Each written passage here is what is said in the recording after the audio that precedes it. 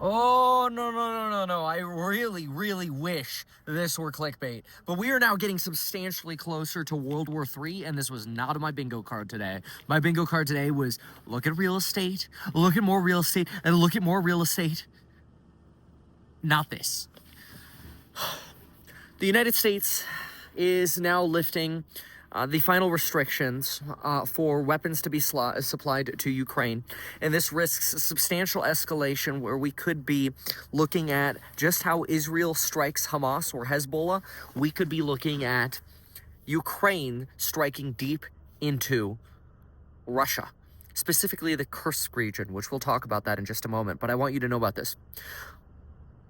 We need to start with politics, and then I want to talk details, missiles, weapons, destruction, and the battlefield.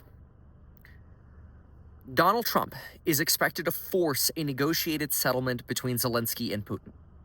Donald Trump is considered to be willing to talk to Putin. He said it himself. Putin has said he's willing to talk to Trump and negotiate a deal. Donald Trump has suggested let's just freeze the borders where they are now, come up with a negotiated settlement where there's a buffer zone between the two, and end the war within 24 hours. We don't have all of the specific details, but obviously ending the loss of life and the spending on killing is generally deemed to be a good idea. Of course, Ukrainians say, wait a minute, we're giving up our territory here. We're really talking about 1% to 2% likely, but, it's still considered their territory. Of course, Russians argue, no, it's ours. It's always been ours. I'm not going to get into the history of this.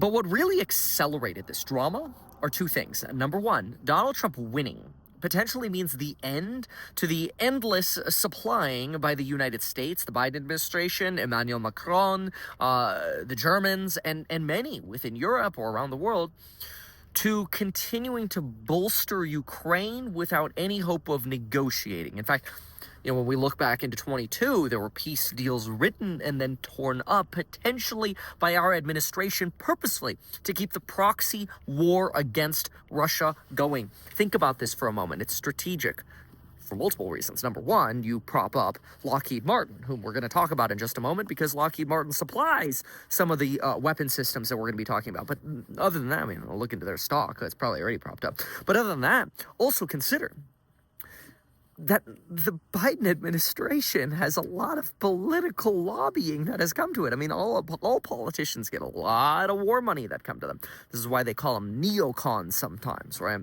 But anyway, what's really added fuel to this fire is Donald Trump winning, because it seems like, oh my gosh, Ukraine might only have 2 months left to win the war.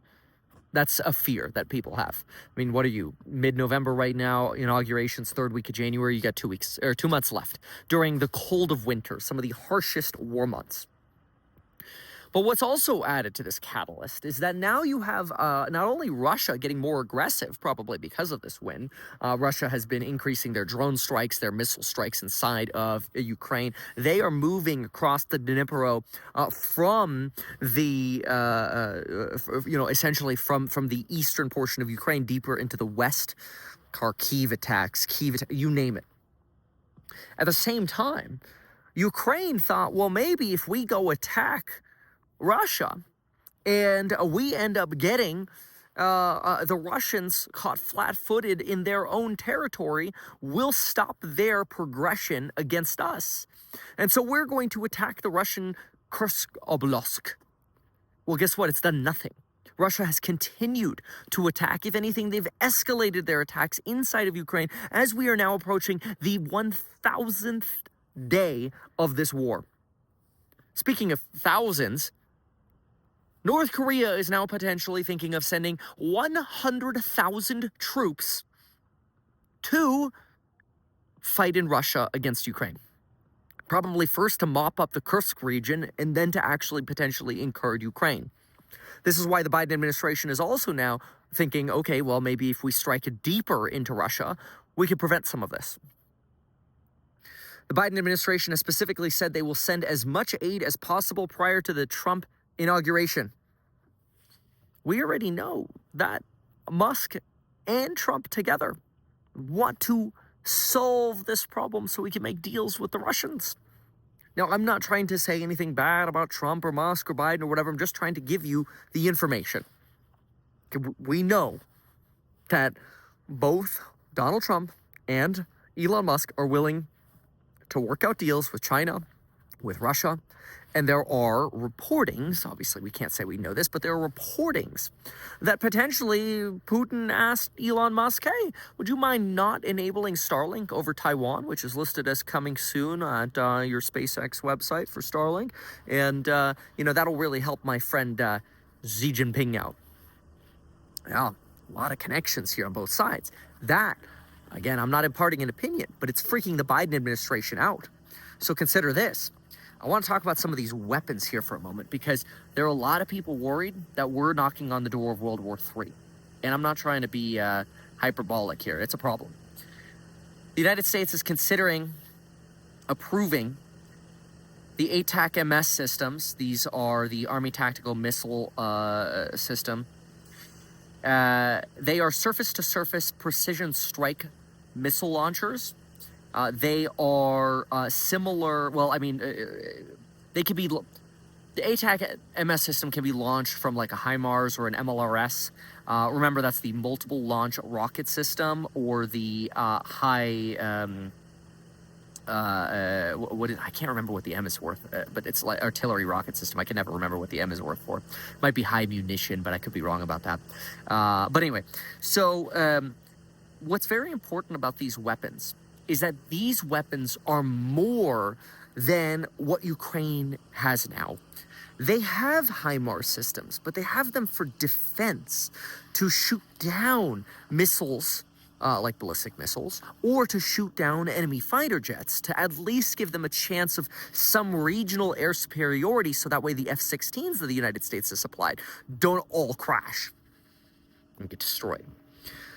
But what happens is, when you now load up the HIMARS, which we've already given to Ukraine, with precision strike GPS-guided ballistic missiles, you are giving Ukraine the opportunity to strike command centers, air defense systems, barracks, you name it, anywhere between 86 to 200 miles deeper into Russia than the forward flanks of the Ukrainian military.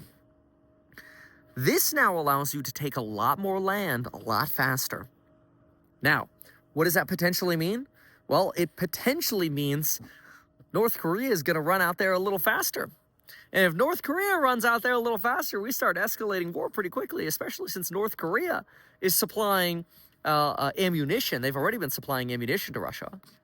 Iran, who's all in cahoots with this, of course, has been supplying drone equipment, and actually just mass manufacturing drones, for Russia.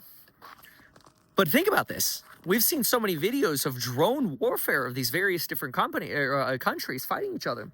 But now we are going from this drone warfare of try to attack and kill individuals to let's precision strike, much like Israel does against Hezbollah, Hamas, and the Houthis. Precision strike missiles are a game changer. Now remember, ballistic missiles are missiles that you power for really the first phase of flight, about the first 30 to maybe 50%, and then they're sort of on a trajectory, and they're called ballistic because you have an arc, kind of like bullets have an arc, even though it seems like they don't, they do. Anyway, that's different from certain types of missiles, which are powered all the way until they impact. But the Biden administration has stated that if North Korea gets involved with this fight and they bring troops to Russia, then they have already said that North Korean troops would at that point be fair game. In other words, fair game to kill and attack.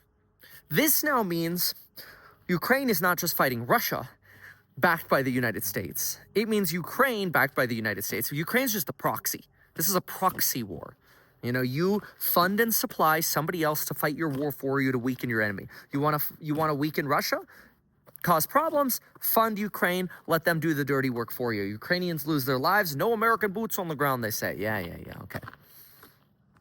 So now really what you're doing is you are continuing a proxy war, not just against now Ukraine, but also against North Korea, which is also against Iran and China.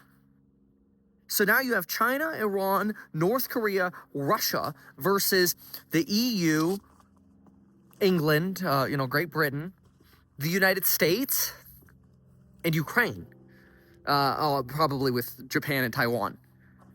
And this is also how you connect the Taiwanese invasion. Because if the United States pushes Russia too hard through its proxies, Ukrainians, then China could cause some problems in Taiwan, which Taiwan's already been restricted from Starlink. Not that I think that would make too much of a strategic difference, but you can already see how they're trying to prep this like all angles limitation. Because remember, Starlink was deployed to help the Ukrainians. Hey, Musk, would you mind putting a few less satellites out and maybe not bring those satellites online yet over in Taiwan? That would really be a great favor for us. You're a smart man, Elon. They're playing him like a puppet. This is scary, folks. This is scarier.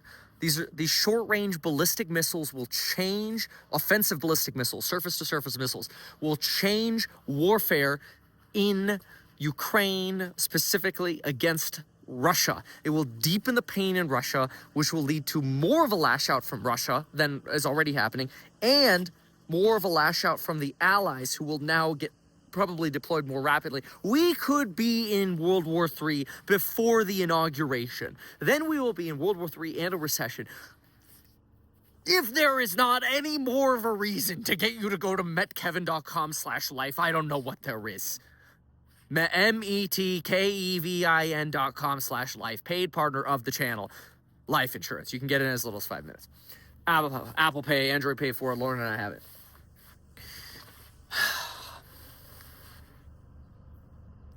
Honestly, this is starting to not seem good.